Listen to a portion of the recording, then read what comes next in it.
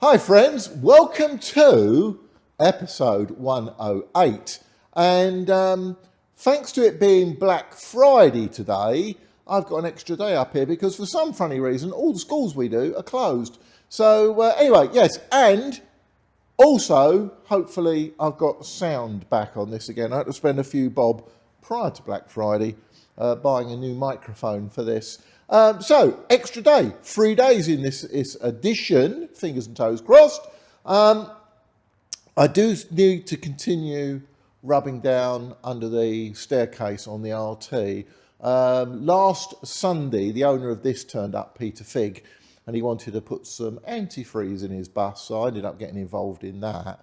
As a result of which, I didn't get to put the undercoat on underneath the stairs, and that's what I really hoped I was going to be able to do last weekend. But nonetheless, you know, we are getting there.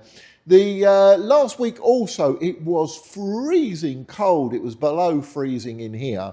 So normally I pop up occasionally during the course of the week, just do a couple of little jobs, potter around for a few hours.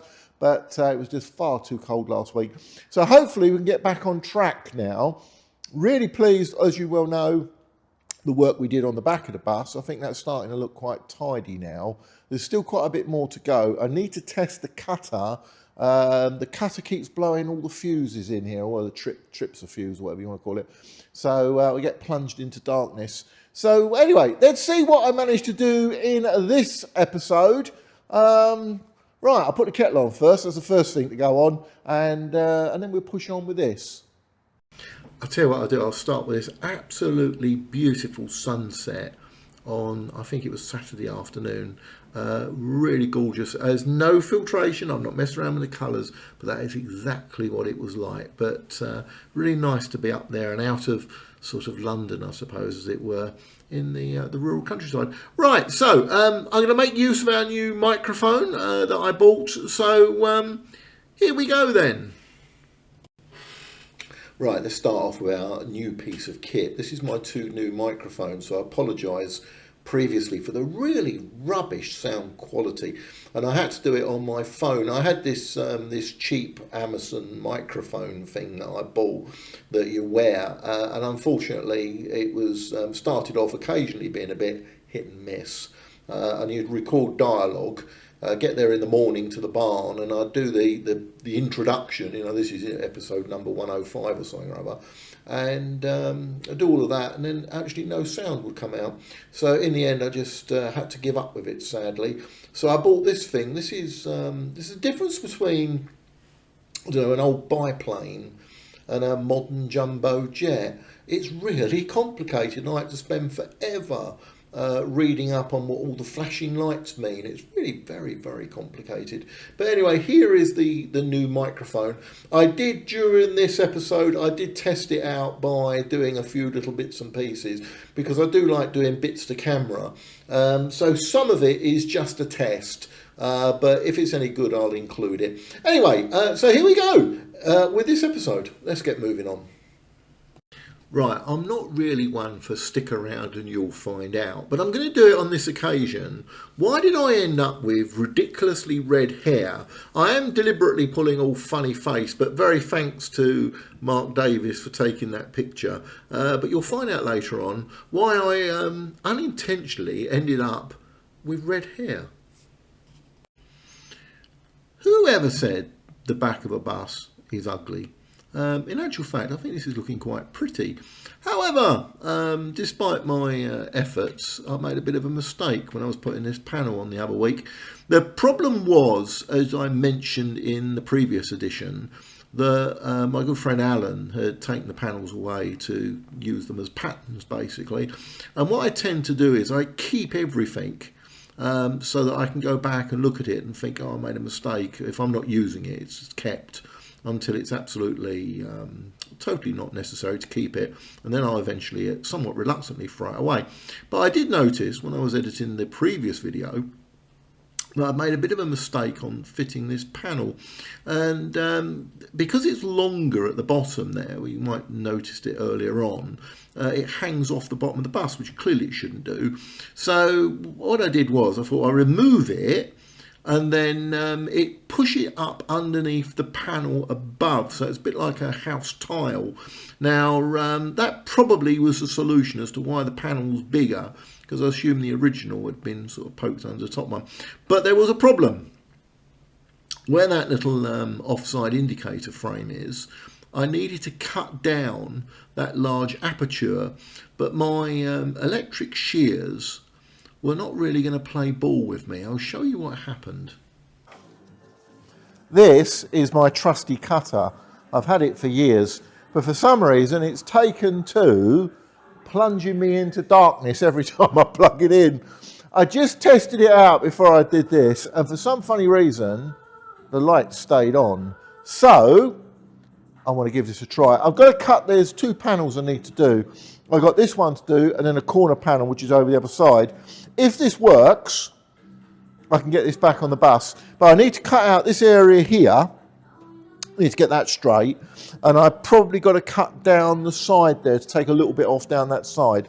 But I'll do this first and then offer it up to the bus, and then I'll cut that side. I'll take off what we need. So, here we go. Will we be plunged into darkness? If we're plunged into darkness, this is going to be repaired. Right, here we go. 3, 2, 1. Ooh. Is it going to work? It's working. That's good. Right, here we go.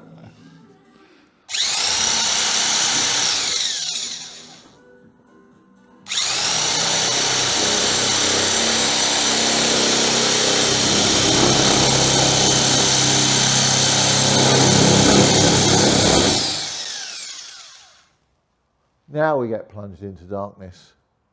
Oh, well, never mind. It was worth a try. Right. Well, I thought I'd leave that in, but at least the sound is working, and I'm going to use it again on this little clip. Right, I managed to get the cutters to work sufficiently so I could trim down this side and trim around here. Don't know what's going on with them. I'm going to have to get them fixed though, because every time I need them, I don't really want them to keep going pop like that and blowing all the lights out. So, right, so with any luck, this should slot under here. I'm not sure that was how they were originally. I think I would have thought they would have butted up, but obviously not. So let's just slip that in there. Go on, get in there. Oh, it won't go in. Ah, damn. Wait a minute. Just managed to scratch my paintwork. That's better. We're in. Right, with any luck, that should work. Let's have a look. Yeah, that's doing all right actually. What I need to do now is just put the screws in it. Move it over here a little bit. About there will do. I'll look over this side. Yeah, I think that'll do actually. A little bit of adjustment necessary. Working on the bus. No good without a drill bit, is it, eh? Anyway, right, I'll put that down there for a minute. So, this is one of the last panels to go back on the bus at the back. In fact, it is the last one. I've still got a corner panel to do there. Now that the cutter has decided it wants to work for 5 minutes, I quickly grabbed the opportunity to use the cutter on that panel, which was a bit oversized. I put like a flashing in there, which perhaps it didn't really need. It looks like the original panel went underneath. The panels that my mate Alan took away, thank you Alan, he's a great guy, he didn't bring back the old panels, so I would have used the old panels as a pattern to see quite what they should be like. I think I'm going to end up having to drill these with a slightly bigger drill bit. Maybe, yeah, I think I will. The other thing I'm a bit concerned about is the beading. That there, the top line there, is where the beading should be. And looking at that, these screws, either this panel, that's lipped under there correctly. Alan made that for me, so it's lipped right under there. And it's correctly fixed up there. So, is this too low? No, it can't be. There's no space for it to go anywhere else in there. Right, okay, well I'll push on. When I get the beading, I'm going to have to put the beading across the top there really tightly so that we just cover the tops of those screws. And I think it would work, yeah, just about, yeah, just going to clip it very, I think we'll get away with that. Bit of mastic and we'll hide that. Right, so I'm going to get on with this. I'm going to find another drill bit and drill all these and drill all them and drill all them, and then we're away with this panel for a bit. Let's get on with that then. See them in.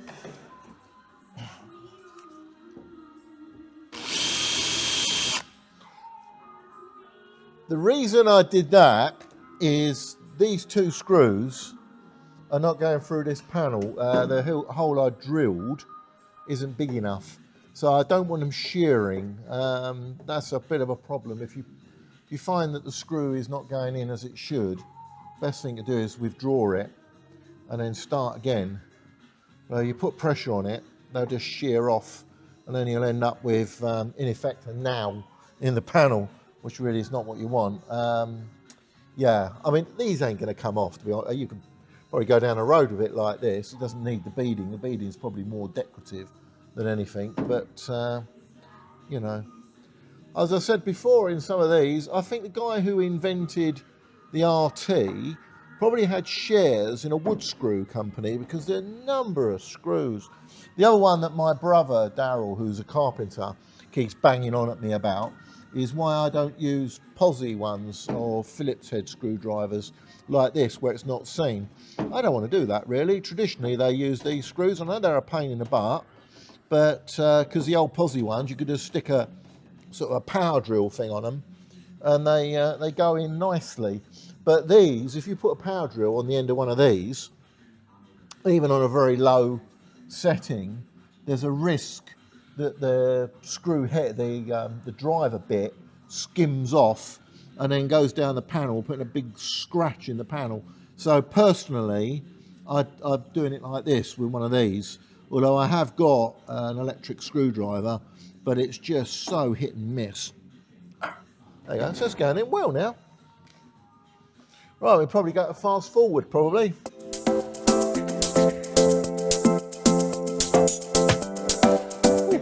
Right, what I've got to do is I've got to drill that one, and then I've got to countersink that, and I've got to find a longer screw for that one. But other than that, that panel is done. Yeah, it's good. There's a bit of flapping around on that one. There's some little cloth bits that are just inside there, stop the panel rattling, but it's quite a big panel. But anyway, right, so, yeah, it looks good. All I've got to do is put the little lamp bit back there, the little cover. There's a little cover goes on that. So, that's that panel secured. Well, okay, with that in mind, let's get on with putting this back on. This is the, as you can see, the left turn indicator on the RT. They were a later modification because they were never fitted initially. If you have a look on the right hand side, you'll notice that one of those arrows on that cluster on the right has been painted over in black, and I suppose from a distance it's quite dangerous because you would see sort of a light flashing on the offside of the bus and assume the bus is turning right when in actual fact it's turning left. So what they did was they modified it and put this plate, and for all of the beauty and the construction of an RT, this is really industrial. It's a horrible little plate. The only thing that's nice is a little plastic thing that's got the arrow on it, but it wasn't very, not very well designed, to be honest with you. Very much an afterthought. So there we are. So here I am fitting this, and I'm trying to work out why it's catching in there. I've painted all of that, as you can see. I've also sort of tidied up the woodwork in there as well. So that's it. And I sprayed this some time back with the old Techaloid paint, because I like my Techaloid paint, and it's sat at the back of the barn, and I put it in a little bag to stop it getting grubby, because for some reason everything at the back of the barn is getting completely covered in dust. So there you are. There's me working out, would it fit, would it not fit? There we go. Right, so there we are, all fitted, all the screws in, and ready to go at some point. So what we now do is we're going to move around to the off side of the bus, and we're going to put another one of those corner panels in, especially as thankfully my cutters decided to hold up sufficiently long enough for me to trim down that corner panel. Right, but the first thing I needed to do was to remove this flashing. I only put it in the other week as well, rather disappointingly. But there we are. All right, so I was copying. If you have a look on the left-hand side of shot, just by my face, you can actually see the original flashing that sits underneath the window pan.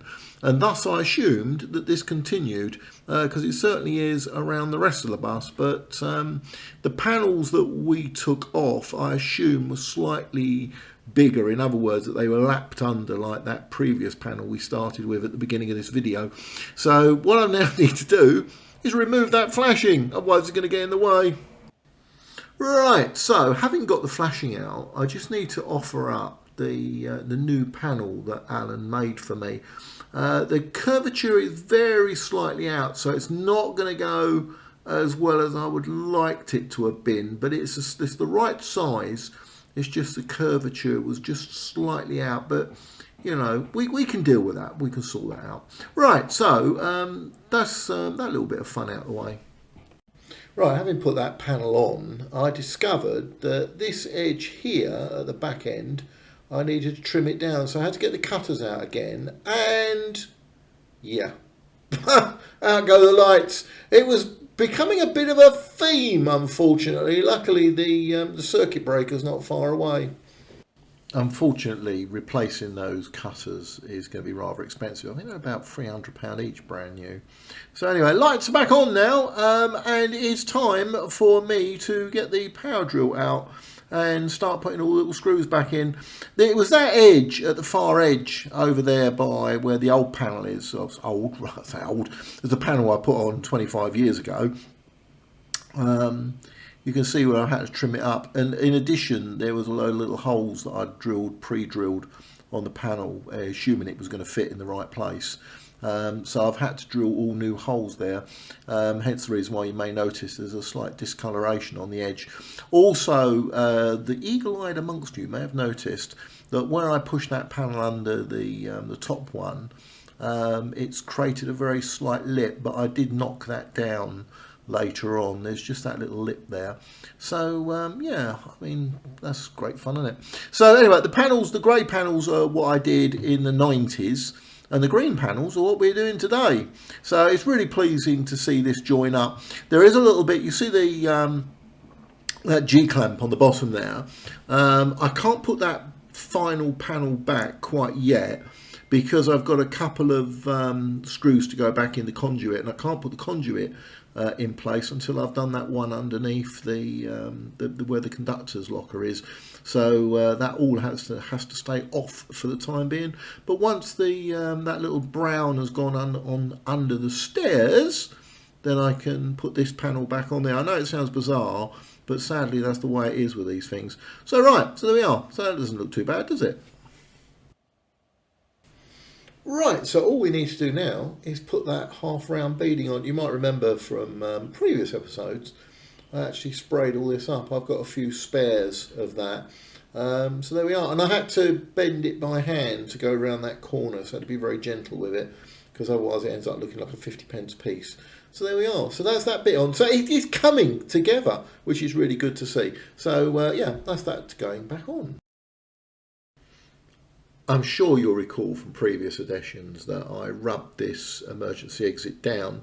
This paint that you see on there, that grey, is just a water-based wood primer, and it's a really nice paint. It's an absolutely beautiful paint. And talking about nice paint, here is a fresh pot of NBC green paint.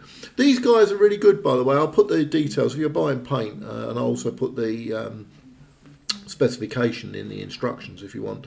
But these guys are really good. They have got most of the paint colours for London Transport buses, NBC buses. They provide paint mainly for, or I'll say mainly, but they do provide paint for things like steam engines and preservation projects. So this paint is designed specifically for brush painting, but I can actually spray it, or I do actually spray it as well, by the way. But yeah, so it's a lovely little bit of paint. It's really nice to see that going on as well. I haven't masked it up. Those edge bits, you see there's a bits of Rexine just on the edge there. I plan to take that all out in the winter maybe. I've just noticed I've got red. Oh, by the way, yeah, I'll do that in a minute. You notice I've got red in my hair and I've got red on my face. I'll do the story as how I ended up getting covered in red later on. But anyway, there we are. So that is the emergency exit, getting its first coat of green. It'll have another coat of green, and I won't bother to film it, so I'll save you all the benefit of it. But you get the general idea, don't you? Right, moving back round to the off side of the bus. Ironically, the wheel arches on both sides of this bus have rotted out to excess. Now, my good friend Alan Brown has agreed to go away and do the metal fabrication for me, so I can put the parts of it back in. There's a bit missing here and a bit missing here. Now, the bit missing here I can actually do myself. So plan of action is to jack the bus up, stick it on a wheel rim. You can see the jack there. That's an old London Transport jack. It is really heavy. A friend of mine came round, Frank Strater, when we were doing some work on the compressor, and Frank saw it and he said, "Oh," he said, "we had them in our bus garages." He said they used to require something like about 4 people to use them. They are really heavy, unbelievable. But I tell you what, safe as houses. So what I'm doing here is I've got this old wheel rim, and I'm pushing it underneath the spring, but I need to get the bus up a little bit more. So what you do is it's a ratchet. There you go. It's, as I say, it's absolutely as safe as houses. So all I have to do is ratchet this thing and up it goes. You'll also notice I've got some brown paint on my overalls as well as red all over my face as well. So yeah, joys of paint. There we are. So now what I'm going to do is I've got to fix this sort of part of the wheel arch here. So I bought some angle iron. I've made up a new piece to fit in there, and I've also made a nice new piece of wood to go in there as well. So and hopefully I can get that ticked off fairly soon, and then I can get that panel back on again. So yeah, so that's going to be a job in progress. But these wheel arches are really holding me up because I can't put the panels back until I've got the wheel arches sorted. So hopefully, let's see if we can get a push on this. I can't remember how long it took me to get it under there. But put my feet under it, there you go.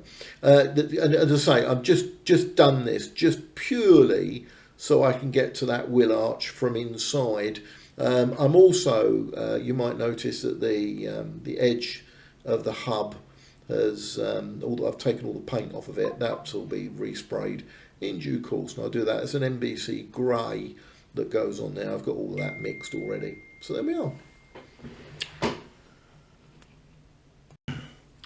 Okay, so here's the big reveal. What caused me to look like this? Yeah, I wasn't aware that I'd done that. I was about to go and get some fish and chips, and I called Mark over from the other barn, and I said, "Come on, we'll set off to the chip shop." And Mark turned around and said, "Your hair's red, your face is red, and there's red everywhere." It is where I was painting underneath the staircase. There is no space whatsoever. It was a pig of a place to go in with a spray gun. It was really horrible place to go. So that is the red undercoat. That was coat number 1. And then coat number 2 made it even worse.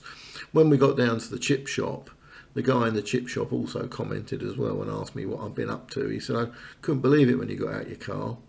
So yeah, joys of bus preservation. Right, so anyway, so let's have a look at the culprit, shall we? Right, you're looking at this from the conductor's locker, which is the best place I can find to put the camera. This panel here that I'm rubbing down. I should really be wearing a face mask, shouldn't I? A bit of an oversight there. Hey ho.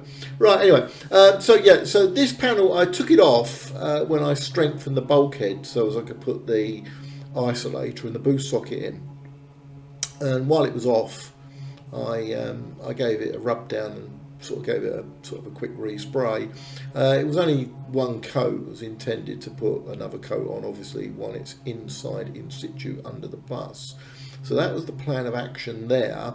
Now it's this panel that's actually holding me up as well, because that's where that conduit, you see there's a little hole, you see the conduit that's sort of hanging about on the right hand shot. There's another little hole that goes through, that takes the cables through to where they connect up, eventually go to the batteries.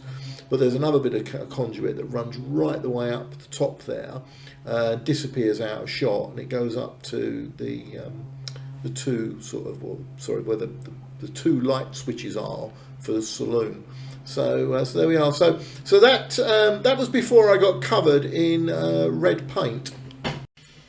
Okay, so after I've done all of that excitement, I now need to remove the dust, and this is what I do. I've washed it down, and I've also used some wet and dry on it. In fact, I think there's a sheet of wet and dry sitting on the stairs there, just on the right hand side. Look, that's actually it's quite an aggressive bit of paper. That I've also sprayed on the grey. There's a grey primer on that back wall. You might have seen that in the previous edition. So the idea now is for all bar that panel that's wet to be sprayed red. That's the culprit. Right, so the reason I got covered in that red paint was I actually had to sit in there. At the moment the flap is up that leads to the batteries. You can just about see the two batteries in there. And yeah, so I had to spray. I had to get right up in that crevice in there and just basically sit in there with a mask on and everything and do my best to spray. It got really difficult when I did the brown. Unfortunately, I've not got any pictures of the brown, but I think I'd had enough and just thought I'm going home. So yeah, so I got in there with the brown as well, but I'd kind of learnt my lesson with my hair and I covered my hair up. It took 3 goes washing it out, so I didn't want to go to work with this horrible pseudo red hair. Right, the staircase on the right hand side, I'm not going to bother with that, not at the moment. That's going to be a job for another day. That is as they were originally when I bought the bus. I've not painted it, I've not touched it. So I will do that at some point in the future. But I do need, as I keep saying, I do need to get this little area done where the under the stairs, in order to get that conduit back in, and then I can get the thing finally wired up so all the saloon lights work. And then once the saloon lights work downstairs, I can then convert it into a pseudo workshop for the winter, because it really is noticeable now. Right, and almost finally, I painted this panel back in March, and I plopped it at the back of the garage, and this is the result. It is absolutely covered in dust. So I washed it off, gave it a quick rub down with a wet and dry, you see on the right hand side there, complete with the, there's some little guide rails that sit on the side.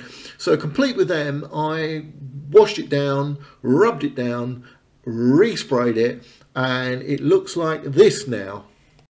Once it's hardened off, I'll and the other paint underneath the staircase is done properly, then I shall refit this. This will probably be the very last job to go back on. But that's the little flap that holds the sits over the top of the conductor's locker. So there we are. Right, so that is a wrap on this bit, and I'll finish off with a shot of me laying on the floor, putting the little brackets on that would eventually hold the dog rail in place. So that is 3 days at the barn. Yeah, I think progress is certainly being made. I know I say that every time, and then I get up the barn on a Saturday morning and I go, ugh, don't fancy it now. But especially when it's cold, it's really horrid. So thank you much for watching. YouTube, as usual. may recommend something else for you to watch. Hopefully it'll be something marginally more interesting than my videos. So thank you very much for watching anyway. Once again, if you have got comments, please stick them below. Let me know what you think. Any questions, if I can find something that we can add into the video, that would really help. I do apologise if I don't reply immediately, as I have a full-time job which takes up a lot of my time, plus I've got to spend an hour or so each evening editing these videos. So thank you very much once again, and I look forward to seeing you next time. Bye.